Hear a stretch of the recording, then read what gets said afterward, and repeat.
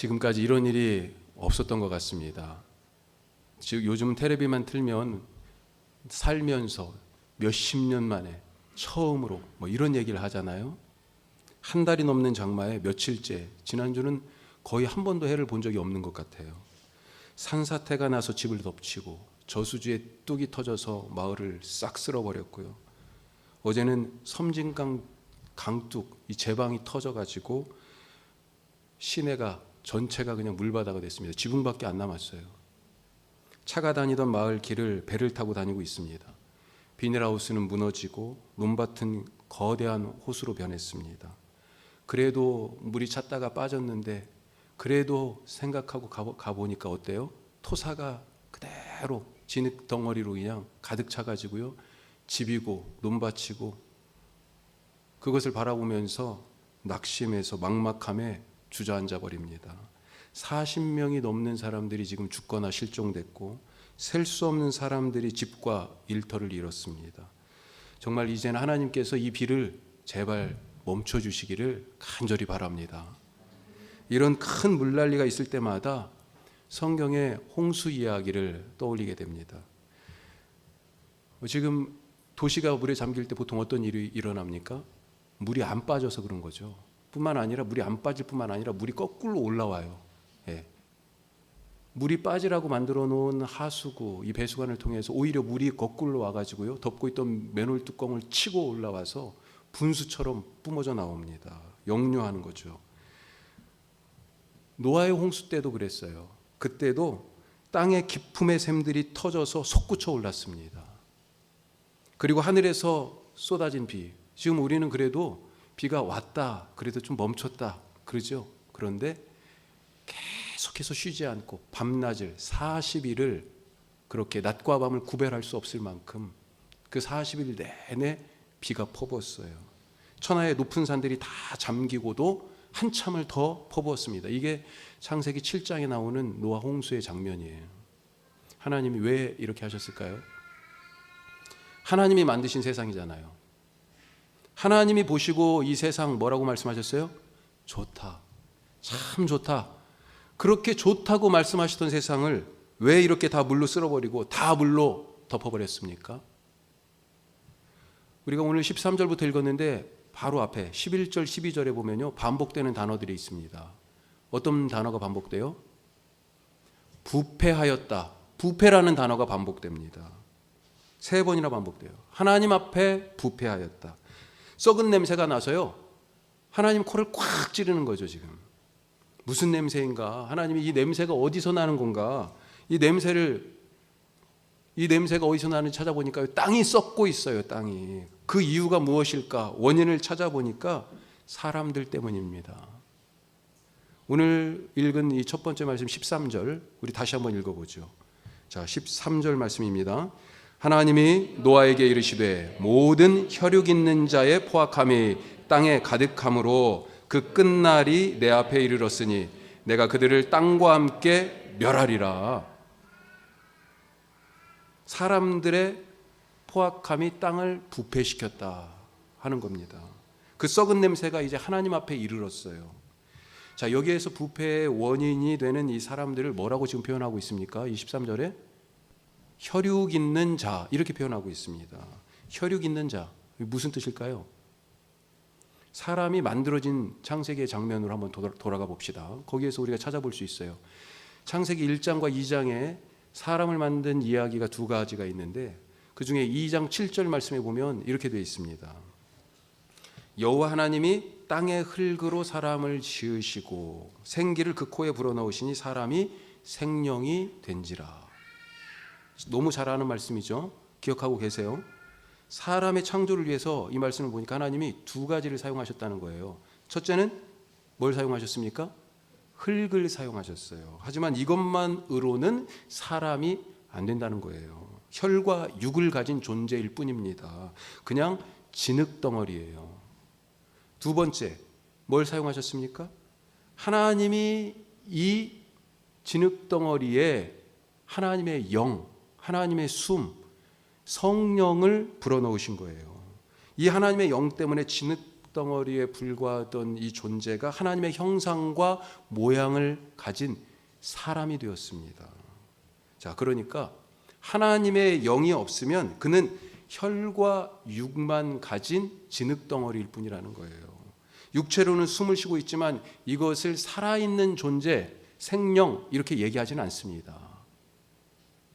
하나님의 영이 없다는 것, 이건 뭐예요? 하나님의 영 때문에 하나님의 형상과 모양을 갖게 됐잖아요. 하나님의 영이 없으니까요, 하나님의 형상과 모양을 잃어버렸다는 것입니다. 하나님의 영이 없으니 그래서 하나님의 뜻을 알지 못하고 혈과 육만 남아요. 흙으로 돌아갈 그런 육체의 욕망으로 육체의 욕망이 이제 통제가 안 되는 거죠. 그 흙으로 돌아갈 사람의 욕망만 남고 그것으로 가득하다는 것입니다. 그래서 그 행위가 포악하고 그 포악함 때문에 땅이 썩고요. 그 썩는 냄새가 하나님의 코를 찔러요. 하나님이 더 이상 이것을 방치하실 수가 없었습니다. 지금 우리 지구를 보십시오. 다 알고 있잖아요. 얼마나 아파하고 있습니까? 우리는 물 때문에 이 물난리에 지금 대피하고 있잖아요. 그런데 유럽은요, 지금 불난리입니다. 불난리. 불이 났다는 얘기가 아니에요. 태양빛이 너무 뜨거워서요. 지금 40도가 넘어가고 있어요. 프랑스 사람들이 지금 시원한 곳을 찾아서 지금 피난 가는데 그 행렬이 그 차량 이 정체가 몇백 킬로라고 그렇게 어제 기사를 봤어요. 알프스 빙하가 녹는다고 지금 어제 오늘 일이 아닙니다. 몇 년 전부터 그래요. 그래서 그 지역의 주변의 사람들 위험하니까 대피하라고 그러는 거예요. 너무 뜨거워서. 이상기후입니다. 온난화의 영향이다 그렇게 말하지요. 그런데 이 온난화의 주범이 누굽니까? 바로 사람입니다. 우리가 편하게 살자고 뿜어내는 이 탄소가스 때문에 지구가 아파서 한쪽에서는 뜨거워서 너무 뜨거워서 목말라 죽겠다고 몸부림치고 있고요. 한쪽에서는요 이렇게 아파서 눈물을 흘리듯이 비를 쏟고 있으면서 몸부림치고 있는 것입니다. 코로나도 마찬가지예요. 인간들이 어디까지 영역을 확장하고 있어요? 이 지구 가지고도 이제 안 된다는 거죠. 우주까지 영역을 확장하고 있습니다. 생명도 좌우할 수 있다는 자신감에 지금 넘쳐 있어요. 그런 자신감으로 충만해 있던 인간들이 이렇게 작은 바이러스 앞에서 아무것도 못하고 있습니다. 무너져 내리고 있어요. 그 자존심이. 이 코로나에 지금 인간의 자존심이 무너지고 있어요. 인간이 세상의 주인이다 이렇게 교만했었는데, 한껏 콧대가 높았었는데 지금은 바이러스가 세상을 통치하고 있지 않습니까? 그래도 옛날 사람들은 겸손했습니다. 자연을 보고 무서워도 하고 두려워도 했어요. 그래서 자연을 거슬러 살지 않으려고 애썼습니다. 하지만 지금은 어떻습니까? 교만합니다. 자연을 관리하고 통제하고 다스릴 수 있다 이렇게 생각합니다. 왜 관리하고 통제해야 할까요? 자연을? 인간을 위해서 그런 거잖아요. 사람들 편하자고 우리의 편리를 위해서 산을 깎고 굴을 뚫고 수백 년 된 나무들을 그냥 막 베어내고 그렇게 스키장을 만들고 수백 미터의 빌딩을 짓고 있습니다. 어떻게 자연을 관리하고 통제할 수 있다고 자신합니까? 기술이 있거든요. 기술. 그 기술로 만든 기계들이 있어요. 그 기술과 기계들로 자연을 좀 심하게 얘기하면 약탈하는 거죠. 착취하는 거죠. 그 자원을 가지고, 시멘트가 뭐예요?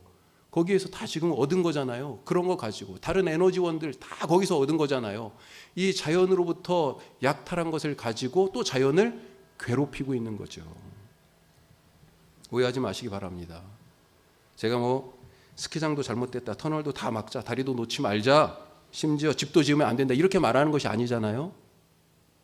옛날 사람들은 자연을 두렵게 여기면서 안타깝게도 자연 그 자체를 너무 두려워서 자연 그 자체를 섬기기도 했었어요. 하지만 그래도 자연 너머에 있는 이 자연을 운행하시는 존재에 대해서 지금 우리보다 훨씬 더 자주 생각했어요. 이 비 뒤에 이 비를 내리시는 분이 있구나 더 생각했어요. 우리보다. 그래서 큰 비나 가뭄 같은 이 자연의 힘 앞에서 그 너머에 있는 존재, 이 하나님에 대한 두려움을 가졌습니다. 신에 대한 경외감이 있었어요. 하지만 지금 누가 누가 이런 큰 비 앞에서 하나님을 생각합니까? 누가 신의 이름을 불러요? 큰 비는 댐이 막아준다고 생각하죠. 병은요? 병원에 가면 고칠 수 있다고 자신하죠.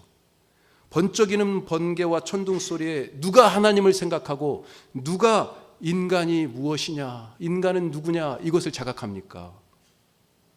아파트 안에 아무리 우리가 막 바깥에서 세게 비가 오고 천둥이 구르릉 쾅쾅하고 번개불로 그냥 번쩍번쩍해도 아파트 안에서요 샤시문 탁 닫고요 커튼 딱 치고 앉아서 테레비 탁 틀어놓고 있으면요 들려요? 보입니까? 이게 마치 뭐예요? 하나님은요 그 누구보다도 다 보이게 세상의 어떤 전기보다도 더 강한 번개불로 번쩍번쩍 자기를 지금 나타내 보이고 계시는 거예요. 세찬 비바람으로 우리의 창문을 두드리면서 우리를 부르고 계시는 거예요. 큰 소리로 천둥 치면서 우리의 이름을 부르고 계시는 거예요. 사실은 내가 여기 있다고. 그런데요 우리는 탁 닫아놓고 눈 멀고 귀 막은 사람처럼 우리 보고 싶은 것만 보고 우리 듣고 싶은 것만 들으면서 우리의 배만 먹고 싶은 것을 먹어가면서 그렇게 이것이 인생이야 혹시 이러고 있는 것은 아닙니까? 지금 그래서요 이 시대 신을 찾는 우리들을 보고 사람들이 뭐라고 그래요? 이 종교 생활을 하나님을 갈망하는 이 종교 생활을 이 예배를 그건 하나의 취미지 그건 하나의 선택이지 그건 나아가서요 사치야 시간 낭비야 심지어는요 그건 무지한 미신이야 이렇게까지 생각하지 않습니까? 이런 시대를 사는 우리 모습이 하나님의 영이 없어서 하나님의 형상을 잃어버리고 흙덩어리에 그 혈과 육의 욕망만 가진 자의 모습이 아닙니까? 더 이상 하나님의 존재에 대해서 생각하지도 않고 하나님을 믿지도 않고 하나님을 안 믿으니 하나님이 있다고도 믿지도 않으니 하나님의 말씀은 안중에도 없습니다. 그래서 하나님은 그 옛날 그렇게 보기에 좋다 하셨던 그 세상을 끝내기로 작정하신 것입니다. 그런데 오늘 말씀 보니까요 이것이 끝이 아니었어요. 하나님은 이 홍수 심판을 통해서 죄로 가득한 이 첫 번째 세상을 끝낼 계획과 더불어서 또 하나의 일을 준비하시는데 노아에게 방주를 만들어라 말씀하시잖아요. 그리고 그 방주 안에 새로운 세상을 위한 씨앗을 담도록 부탁하십니다. 각종 짐승과 씨앗들을 방주에 드렸습니다. 무엇보다도요 누가 이 방주에 있어요? 이 짐승들과 더불어서 이 죄악의 세상을 끊어버리고 새로운 세상을 시작할 사람이 바로 이 방주에 타게 됐습니다. 이들은 혈과 육으로만 사는 자들이 아니라 하나님의 영으로 사는 하나님의 형상을 지닌 사람들이에요. 누구예요? 노아입니다. 노아와 그 가족이에요. 그때 노아를 선택하신 것처럼 지금 우리를 선택하셔서 이 방주를 만들고 이 방주에 태우시는 겁니다. 이 방주가 무엇이에요? 교회 아니에요? 교회가 바로 지금 이 시대에 하나님이 구원을 위하여 만드신 방주잖아요. 우리가 바로 예수님의 몸인 교회로 만들어지고 있지 않습니까? 자, 그러면 이 하나님이 이 새로운 시대를 위하여서 선택하신 이 노아가 누구일까요? 누가 이 방주를 짓고 이 방주에 탈 사람입니까? 노아잖아요. 노아가 누구냐? 오늘 말씀을 통해서 우리가 한번 살펴보죠. 오늘 말씀 앞뒤를 우리가 한번 더 가지고 노아가 누군지 짧게 알아보죠. 세 가지로 우리가 알아볼 텐데 첫 번째 노아는 누구냐? 위로하는 사람이었다. 하나님의 위로. 노아는 하나님의 위로였습니다. 5장 29절에 처음으로 노아 이름이 나와요. 아담이 원래 가인과 아벨을 낳았잖아요. 그런데 가인이 아벨을 죽였습니다. 가인만 남았어요. 이 가인은 누구예요? 죄의 시작입니다. 가인의 자손들은 그래서요 죄인들의 후예예요. 성경은 이 가인의 후손들을 뭐라고 얘기하냐면 사람들의 아들들 혹은 사람들의 딸들, 육체로 살아가는 사람들을 보통 이렇게 얘기해요. 하나님의 아들들이 그래서 필요한데 이 하나님의 아들들, 원래 하나님이 계획하셨던 아담을 통하여 이루고자 하셨던 뜻을 이루기 위하여 가인 말고 누군가가 필요했죠. 그래서 아담과 하와가 낳은 아들이 셋입니다. 이 아담과 셋의 족보를 통하여서 온 사람이 누구냐? 그 10대 손이 노아예요. 그 노아의 이름이 5장 29절에 등장하는 겁니다. 그런데 이 노아 이름에 뜻이 있어요. 뭐라고 돼 있습니까? 노아 이름의 뜻이요? 안위, 이렇게 돼 있습니다. 5장 29절 뒤에 사람들이 그 노아를 통하여 안위함을 얻었다, 이렇게 돼 있습니다. 이 안위, 다른 말로 얘기하면요, 위로예요. 위로. 노아는 위로입니다. 누구에게 위로예요? 사람들에게 위로예요. 하지만 그것으로 그치지 않습니다. 노아는 하나님을 위로하는 사람이었어요. 자, 창세기 6장 5절 6절 한번 보십시오. 자, 지금 6장 말씀 읽었는데 왜 이게 하나님을 위로하는 사람인가? 자, 하나님이 6장 5절 6절 같이 한번 읽어요. 하나님께서 사람의 죄악이 세상에 가득함과 그의 마음으로 생각하는 모든 계획이 항상 악할 뿐임을 아시고 땅 위에 사람 지으셨음을 한탄하사 마음에 근심하시고. 누가 지금 한탄하고 있습니까? 누가 근심해요? 하나님이잖아요. 하나님. 하나님의 한숨 소리가 들립니까? 예? 하나님의 영을 잃어버리고 혈과 육의 욕망으로 사는 이 사람들이 짓는 이 죄 때문에 창조의 세계가 썩어가는 것을 보면서 그 냄새가 그냥 하나님의 코를 찌르는 것을 맡으면서 하나님이요, 지금 한숨을 쉬고 계시는 거예요. 근심하십니다. 누가 이 하나님을 좀 안아줘야 하지 않을까요? 예? 누가 이 하나님을 좀 위로해야 하지 않겠습니까? 하나님도 지금 위로받고 싶으시다는 것입니다. 하나님이 나약해서 위로해달라는 것이 아닙니다. 하나님이 사랑이 부족하셔서 우리 보고 사랑해달라고 하시는 거 아니잖아요. 우리에게 그런 사랑의 관계를 맺고 싶다는 것 아니겠습니까? 하나님에게 위로가 꼭 필요해서가 아니라 우리와 바로 그런 관계를 맺고 싶으시다는 거예요. 내가 한숨 쉴 때 하나님이 위로하시지 않습니까? 내가 짐이 무거워 힘들어할 때 하나님이 대신 우리의 짐을 져주시잖아요. 내가 넘어질 때 하나님이 오셔가지고 얼른 당신의 손으로 우리를 붙잡아 일으키시는 것처럼 서로 하나님과 우리가 그런 관계를 맺었으면 좋겠다 원하시는 것입니다. 이것을 뭐라고 얘기해요? 하나님을 인격적인 분이다, 이렇게 얘기하는 거죠. 자, 그런데 이렇게 하나님이 한탄하고 이렇게 근심하고 계실 때, 이 죄로 썩어가는 세상을 보면서 이렇게 마음 아파하실 때 그 시대에 하나님을 위로하는 딱 한 사람이 있었다는 것이 아닙니까? 누구예요? 노아입니다. 노아. 그래서 그의 이름이 위로예요. 노아. 왜 노아가 하나님의 위로가 되었습니까? 그가 하나님의 마음을 가졌기 때문이에요. 바울이 뭐라고 그랬어요? 너희는 이 마음을 품으라. 곧 그리스도 예수의 마음이니. 하나님 마음, 예수님의 마음. 노아가 바로 하나님의 마음을 가졌어요. 우리 가만히 잘 한번 생각해 보세요. 내가 어떤 일로 근심하고 한탄할 때 누가 나에게 위로가 됩니까? 내 말 그대로 들어주고 나랑 같은 마음으로 내 마음에 공감해주고 하는 그 사람이 바로 위로가 되지 않습니까?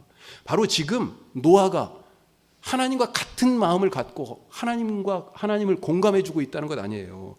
노아가 하나님에게 그런 사람이었습니다. 하나님이 세상을 보며 가슴 아파하실 때 노아도 이 죄로 찌든 세상을 보면서 하나님처럼 같은 마음을 가지고 아파하고 한탄하고 같이 근심하고 있었던 것이에요. 하나님 마음을 가진 사람입니다. 하나님 마음, 여기에서 이 마음이요, 구약에서 이 마음이라는 단어가 사실은요 뭐냐면요, 직역하면 심장입니다. 심장. 예? 하나님의 심장, 예수의 심장을 가진 사람이에요. 그러니 예수님의 그 보혈의 피가 뿜어져 나오는 것 아니겠습니까? 하나님을 위로할 수 있는 사람 누구요? 하나님의 마음을 가진 사람이에요. 노아가 바로 그런 사람이에요. 그런데 이 노아를 또 오늘 말씀에서, 오늘 성경에서 6장에서 뭐라고 얘기합니까? 두 번째로, 자 9절 말씀 보십시오. 노아의 두 번째 모습이 나와 있습니다. 자 9절, 우리가 9절 말씀을 보면 이렇게 시작해요. 이것이 노아의 족본이라. 같이 읽습니다. 노아는 의인이요 당대의 완전한 자라. 그는 하나님과 동행하였으며. 아멘. 지금 세 가지로 노아를 얘기하죠. 의인, 완전한 자, 또 동행한 자. 우리가 의인에 대해서 얘기할 때 누가 의인입니까? 누가 의인이에요? 시편에서는 이 세상에 의인을 찾는데 한 사람도 없다, 그렇게 탄식하는 기도가 있어요. 누가 의인입니까? 전혀 죄를 짓지 않아서 의인이 아닙니다. 제가 이 설교를 준비하면서 주중에 러셀 크로우가, 헐리우드의 유명한 배우죠, 러셀 크로우가 주연한 노아라는 영화를 봤어요. 몇 년 전에 나왔습니다. 그때는 롯데시네마에서 봤는데 이번엔 집에서 봤어요. 한번 꼭 보시길 바랍니다. 거기에서 묘사되는 노아, 의인, 우리가 생각하는 그런 완벽하고 성품도 착하고 그런 노아가 아니에요. 그런 사람이 아니에요. 성질도 괴팍하고요, 고집스럽고요. 이 영화를 보시는데 진짜 숙제예요. 이번 주 중에 보셔야 돼. 비도 많이 오니까. 보시는데 이것을 성경 말씀하고 이게 다르네, 뭐가 다르네, 이런 관점으로 보지 마시기 바랍니다. 이 창세기의 홍수 이야기를 모티브로, 노아의 이 홍수 이야기를 모티브로 우리에게 전달하는 그 의미가 있어요. 엄청난 상상력으로 영화를 만들었는데 그 의미가 참 깊습니다. 그 의미를 한번 잘 깨달으시면 좋을 것 같아요. 노아는, 그 영화에 나오는 노아는 사실은 죄에 대해서 엄청나게 민감하고요, 하나님의 말씀을 어떻게 하면 더 잘 지키고 새롭게 시작되는 세상에서는 죄가 없어야 하는데 라고 하는 것에 너무 집중해서요, 그 주변의 사람들을 너무 힘들게 한 그런 부분들이 있어요. 어쩌면 그것 때문에 노아를 의인이라고 불렀는지도 모르겠습니다. 전혀 죄를 짓지 않아서 의인이 아니에요. 오점과 실수가 하나도 없어서 완벽해서, 그렇게 완벽해서 완전한 자가 아닙니다. 오늘 의인 혹은 완전한 자가 어떤 사람이라고 지금 설명하고 있어요? 9절 말씀에 하나님과 동행했다, 이렇게 설명하고 있어요. 하나님과 동행한 사람, 그가 바로 의인입니다. 하나님의 심장을 가지고 하나님의 마음을 알고 하나님을 가슴으로 느끼고 어떤 일이 있더라도 하나님 곁에서 하나님과 함께, 하나님과 떨어지지 않고 그렇게 동행하는 사람, 그가 바로 의인이에요. 그가 바로 하나님을 위로할 수 있는 사람이고요, 그가 그렇게 하나님과 동행하니 믿음의 사람인 것입니다. 노아도 하나님을 믿으니까 그렇게 동행했잖아요. 그러니까요, 하나님 곁에는 늘 누가 있어요?